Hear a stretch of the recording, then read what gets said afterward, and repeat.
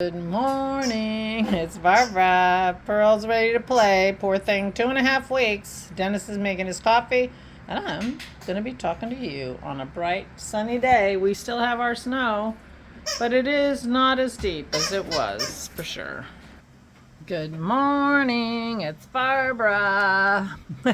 Look what I'm wearing. I finished the knitting of Christy's hat. I still have a tassel to make. It hits the tassel will hit the floor when I wear it. If I wear it again with the tassel on, it will definitely hit the floor when Christy wears it because she's shorter than I am. So here you go. Here is the unexpected turn. Made for the most part out of Trilogy yarn from my Advent. A few sweet sparrows in the mix, so I have a few ends to weave in, but here it is. And I have to say, yesterday as I was finishing this up, I really was glad that I got the sparkly Advent from Trilogy yarn. I thought I was going to finish with this. This is the white rabbit that I loved, but took longer. The point took more yarn than I expected. So there you go.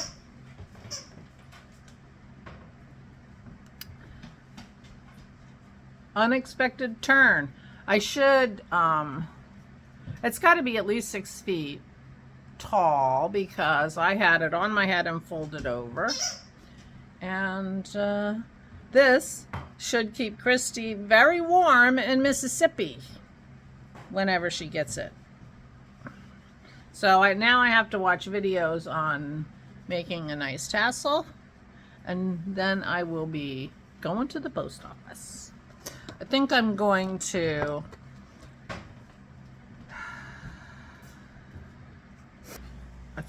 block the end of it because it makes a funny triangle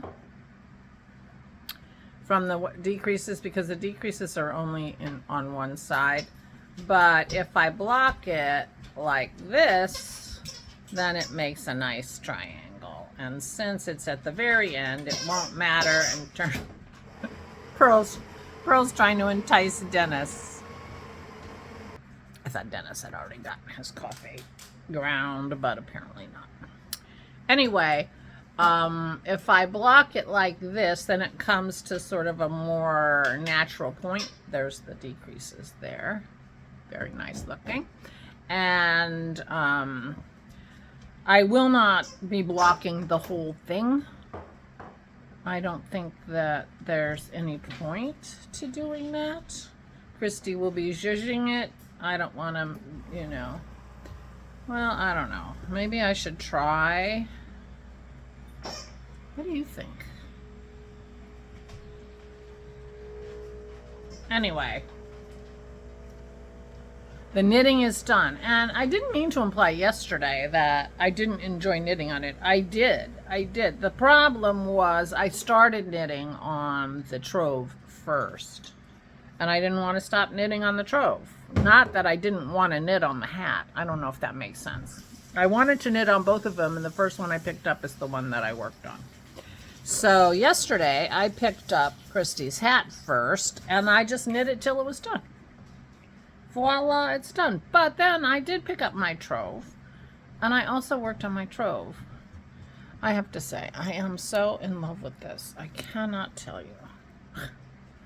And this is, I saw this on Soxy Nana Alice's podcast to put it on a hanger, and boy, is that a good idea. Right? OMG. I love it. I am so excited.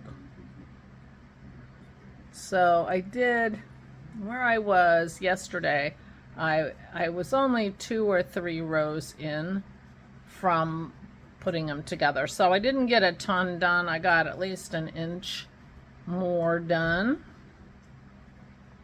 Looks like 3 color repeats, rows.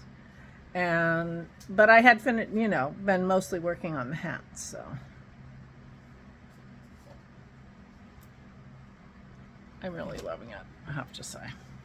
So we did do work on the potato chip idea. Now this was a recipe from Chris Cook's Nashville, who is carnivore. In other words, he doesn't eat any plant matter.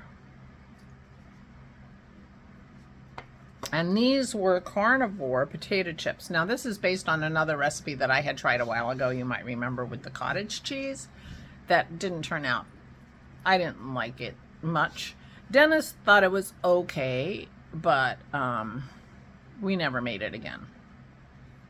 This was a much more, this had many more ingredients, and it involved both baking and dehydrating, where the original cottage cheese chips were made in the microwave. And so we tried it yesterday. Now, for me, doesn't read potato chip.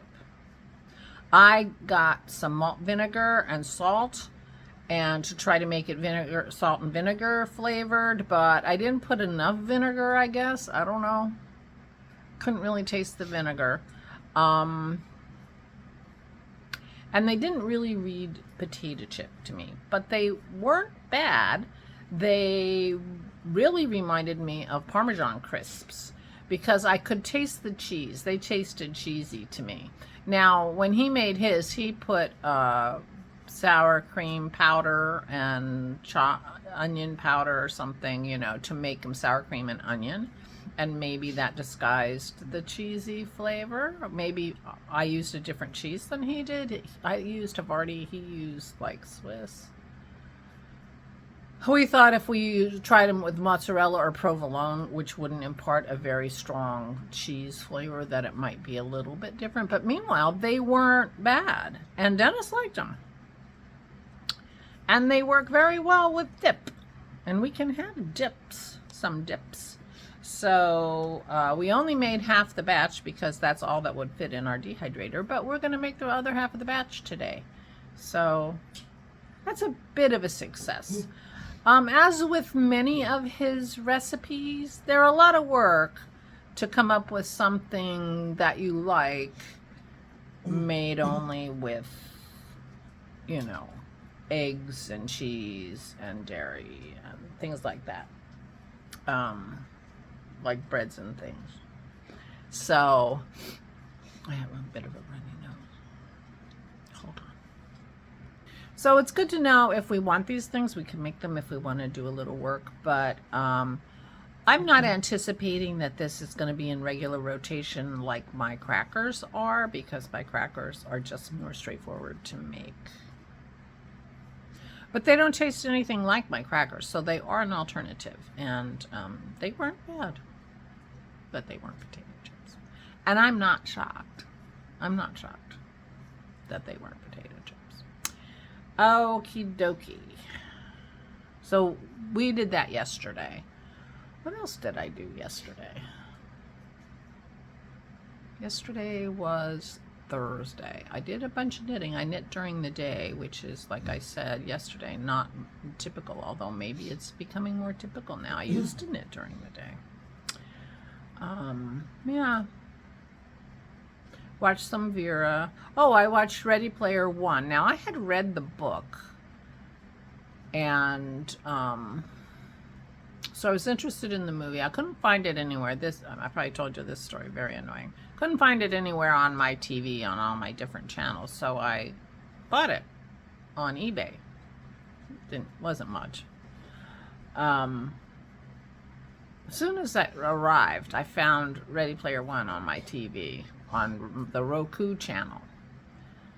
So I ended up watching it on the Roku channel instead of, I'm too lazy to set up the TV on the Blu-ray player and, unpackage the thing and do that and get up from my chair. So I just watched it on the Roku channel. And it actually only had a couple commercials. It wasn't annoying at all. And I was knitting.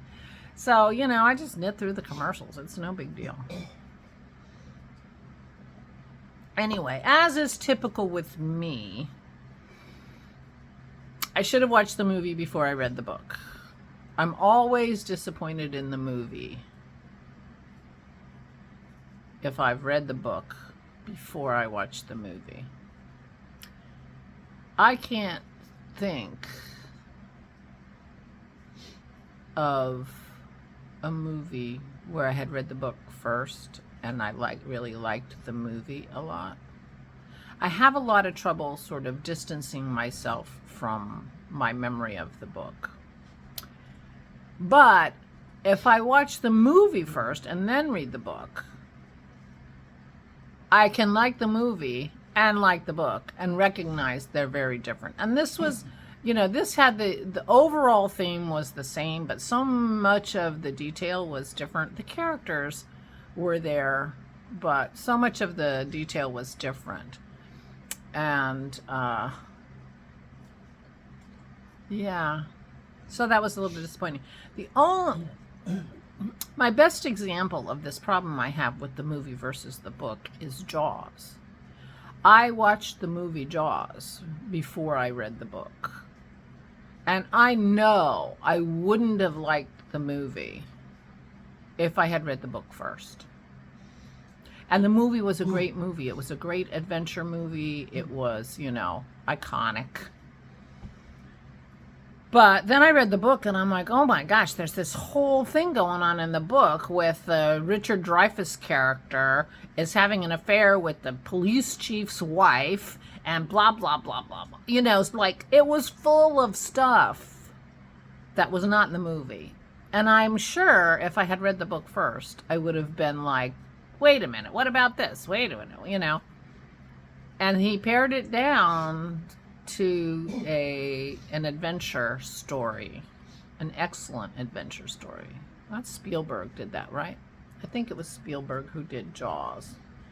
And he did Ready Player One. He was the director of Ready Player One. So it's possible that I might have thought, oh, this is a great gaming adventure movie if I hadn't read the book. And it's not like there were a lot of side channel stuff going on in the book. It's just, the book was just so much richer. And anyway, but Jaws is my example of a movie I was really happy I hadn't read the book before I saw the movie, because I love the movie and I like the book. But I've rewatched the movie and I've never read the book again. And I'm a rereader, as you know. I only read the Jaws once, and the whole time I was reading it, I'm like, oh my God, I would have hated, you know, the movie if I'd read this before. So, and I knew about the movie of Ready Player One before I read the book, so I should have known better. It was okay. I mean, it was an okay movie. A lot of people liked it. If you're not, I mean, it's a very gamer movie. If you're not much of a gamer, probably aren't going to love it. But it does have a bad guy and, you know, the whole thing. And his, there was a lot of CGI in that because, of course, a lot of it takes place in a game. Pearl. They already know that you're not allowed out. Poor baby. 2.5 more weeks. Jason and Allison are coming with the girls tomorrow. We have some furniture moving we asked Jason to help us with, so they're going to come and hang out and have supper and move furniture. And I'm like, sorry, Pearl is still on restriction, so Toby can't come. 2.5 more weeks. She's not allowed, still not allowed to have any fun. She feels great. She's ready to go have fun. She wants to be outside. She wants to wrestle with her sister. She's feeling energetic, but she overdoes it and she's limping. So she can, you know, she's still feeling that broken leg. And so 2.5 more weeks. And then she's going to be on light duty. We're not, you know, we're not going to let her go from 0 back to 60 like she is. I mean, she broke her leg. We're not going to let her do that again. Ugh. Yeah. The surgeon says if she re-injures that leg, they're going to have to take it off. I think about when Chevis's Olive broke her leg. They had to remove it. You know, I can imagine it was a very similar situation. Obviously, worse than Pearl's, because we didn't have to amputate Pearl's leg. You know, they were able to do surgery on it. But, you know, that's what happened. Her Olive, like, fell off a wall or something. It was like 2-tiered landscaping with nothing to stop you from falling off the wall. I'm pretty sure that's the story, something like that. And they were hours from home. So that was a horrifying story. But if she breaks that leg again, she's going to be a tripod too. So we're trying to keep her calm. Meanwhile, Jason and Allison are coming tomorrow with the girls. I think I'm going to make my chili paneer dish. Allison is a pescatarian, so we do either fish stuff or vegetarian when they come. The granddaughters don't eat that stuff anyway. They get Kraft mac and cheese, you know. Actually, I am doing Sammy a disservice because Sammy often eats some of what we're eating. She's a much more adventurous eater at this age than Isabel is. So, and it's so funny because Isabel was a very adventurous eater as a toddler. I've told you the story a million times. You'll hear. The problem with watching me for 5 years is I say the same thing over and over again. It's going to be 5 years in March. But Jason once posted, what is it that's about my almost 2-year-old daughter that she asks me for chicken satay for dinner? Thanks a lot, Dappy. Because we used to feed her all the time. All different stuff. Dennis would feed, and she would eat everything, you know. We had her once a week for her, you know, when she was that age. We watched her while Jason was working. He had to pass through near us on his way to his job on Wednesdays, and so we got her on Wednesdays. It was wonderful. I told them when they moved to Florida, you can't take Sammy. I haven't had my time with her yet. Anyway, so our Sammy will, you know, she'll try things and, you know, but she always has a little mac and cheese on the side because we make mac and cheese for Isabel. I have to check our supply and make sure we have enough. So anyway, that's tomorrow. But today I have to clear the table. Dennis has something he's trying to build and he needs table space. We're going to need this table cleared tomorrow. So I'm going to work on the table today.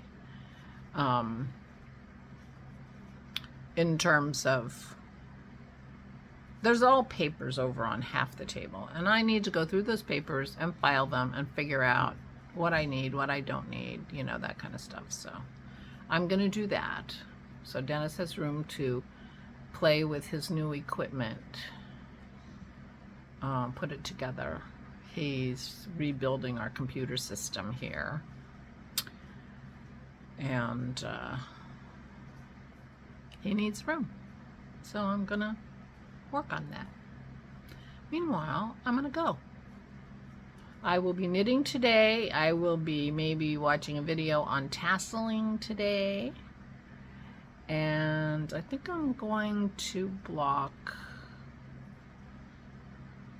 the point of that scarf / hat.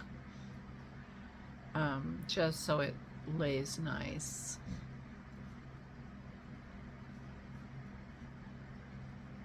That hat is taller than me. I just can't picture where I could block the whole thing. My life doesn't work like that anymore. Anyway, I gotta show you this again. I am so in love with my trove. Thank you, Megan. Yeah. Oh, and thank you, Megan. I cannot tell you what a joy it is to go in the clear plastic holder that Christy gave me for Christmas with all Megan's minis in it, and they're all wound. She sent them to me in balls. A couple years ago, she asked me, do you want, you know, little skeins or balls? And I said, balls, please. So I don't have to wind them. It's a joy from start to finish. Start to finish. Thank you, Megan. Thank you for it all. I'm so excited. Anyway, I'm going to go now. Meanwhile, if you're anywhere near the fires, please stay safe.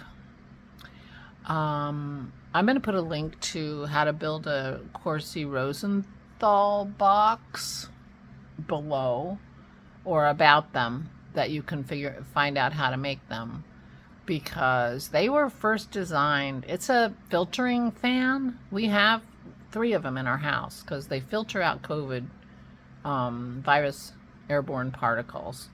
But they were originally designed because of all the fires in Northern California a few years ago, and people's houses were full of smoke. And so these clear smoke, and it's for clearing indoor air.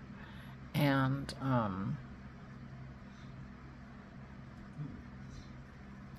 if you're downwind from the fires, you're going to be smoky.